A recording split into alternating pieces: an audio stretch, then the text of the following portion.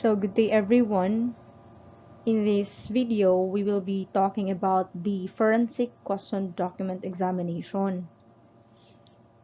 Specifically, the different kinds of question documents and the disputed one. So first thing, of course, that we have to focus on and to tackle is of course definitely the definition of document. Ano ba ang document? No? It's legal definition and its technical definition. So let's proceed. So let's start. So document, it is a written or printed instrument that conveys information.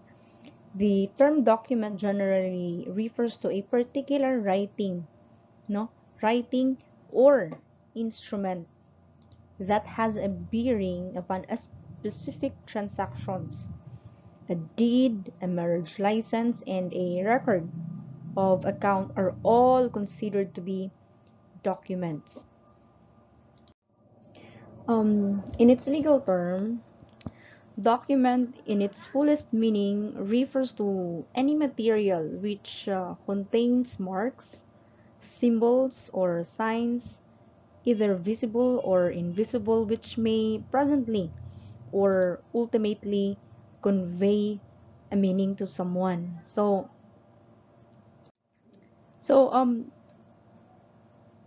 in its legal term, it doesn't really mean that it only resides on a paper. It is any material, no? Any material, so long as that material conveys a meaning, nagbibigay ng kahulugan, no, to someone. Now, in court, a material that is being presented inside the court can be called as material document if the issue that is being presented is all about its existence. And when can we consider a material becomes a document? No? How can we be able to consider that material as a document? If in this case, the issue that is being presented or the issue there is all about its marks, symbols, or signs, no, not just the existence but its content, or the marks, symbols, or signs. So this definition was supported by People versus Moreno.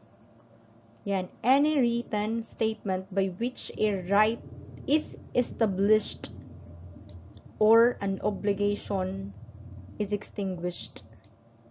Oh, nag ng obligasyon o nag-establish ng right, no? The best example here are contracts, like marriage contracts. So in marriage contracts, uh, its content definitely establishes an obligation, no? As a married person. Now, its technical meaning is it is any material pa rin, no? On which a permanent or semi-permanent message can be replaced. Now, in our legal meaning or legal definition of document, it states there that it's can be visible or partly visible. So, what are these invisible or partly visible writing that we are talking about? So, example of these are indented writings or indentation, no? Another example are the writing offset, no? These are not writing, these are merely a depression, no, of the writing, but it conveys a meaning, no? And now, almost although most documents consist of paper containing handwriting, typewritten material, printed matter, or a combination, we can also see, or we can also find, no, documents or any writing that conveys a message on walls. You can see this, no? Mirrors, blackboards, most especially, locker doors sometimes. Okay, so documents, its Latin word is documentum, meaning lesson, and in French word means douceur, which means to teach. Yan.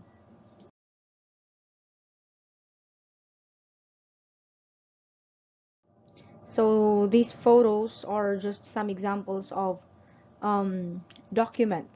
Kaunti lang to, napakarami. It just includes the license, the last will and testaments, then the receipts, and then the contract or the contracts. Now let's talk about the writings which do not constitute a document. So meron palang ganito, no? Even if there's a writing, no? But legally speaking, it do not constitute as a document. So we have here number 1, a draft of municipal payroll which do not yet approved by the proper authority, which is supported by the case of People versus Camacho. No? So again, legally speaking, this municipal payroll is not a document yet. No? If it do not bears first a signatory from the proper authority. It doesn't bear the seal, no, to become, for it to become an official document. Second, a mere blank form of an official document, the space of which is not yet filled up.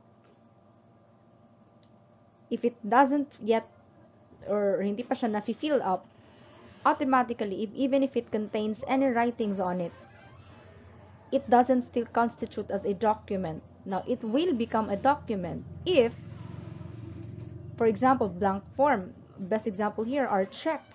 No, checks has writings, but it do not constitute a document unless otherwise may maisulat ka ng perma or any amount that has to be withdrawn. Yeah.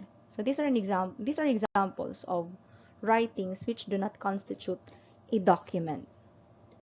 So, question document definition. This is a document usually related to matters involving criminal or civil litigation, in which the originality, authenticity, most especially, or the background is disputed. Okay, in question. Disputed meaning, a certain document, there's an issue that has been raised, kaya tatawagin natin siyang a disputed one. So, mangyayari dito, so there will be a request for exemplars or non-requested or requested known specimen standards and writing specimens created by an individual at the request of an investigator, of course, for the examination of these documents that are being questioned or disputed documents. And now, let us talk about the question document. Now, question document refers to a document in which an issue, okay, there's an issue has been raised or which is under scrutiny, no? So it will be called as question document, or it will be described as question document if there is an issue. Now, uh, in a question document examiner's point of view, kapag there's an issue that has been raised pertaining to that document, facts that you have to know, okay, or facts that has to be established here are that document's ownership or authenticity, no? Ownership or authenticity ng content or ng signature, no? Next, a document or a portion or the entire part, as what I have said, of the subject to inquiry pertaining to its ownership and authenticity. The word disputed document here is another term used interchangeably with the word question document. Okay? Pag sinabi nating disputed, these are document also that is being questioned. A document that also has an issue that is being raised. Okay?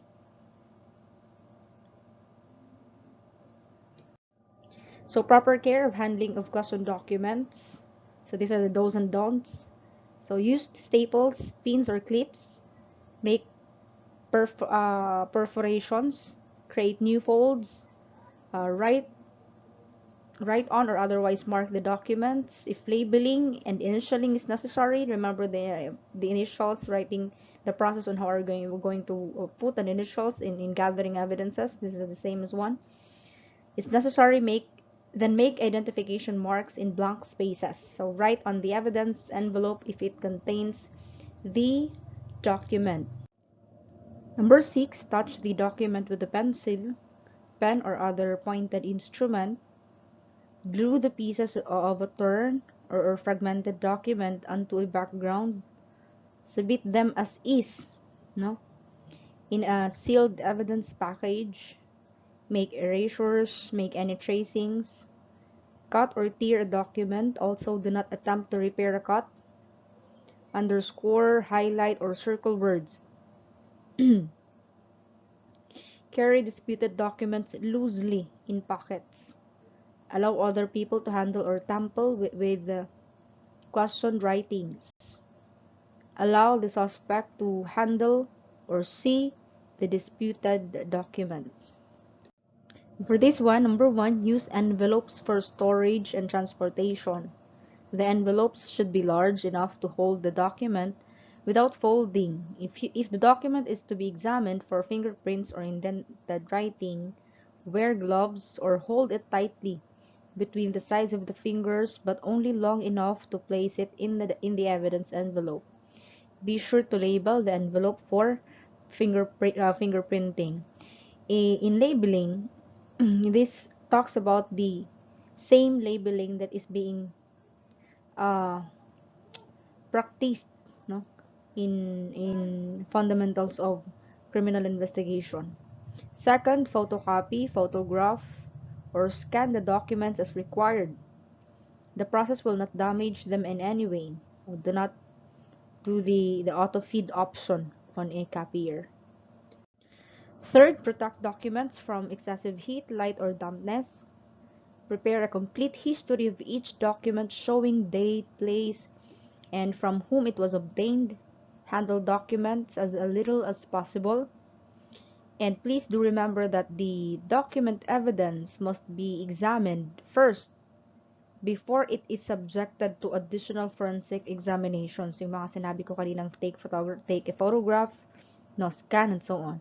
Be sure to state on the evidence package or in the request of the QDE or question document examination that additional forensic testing is desired. No, to support these statements that I have just been mentioned, I will corroborate this discussion with a video pertaining to the proper handling of evidences in question document examination. Okay?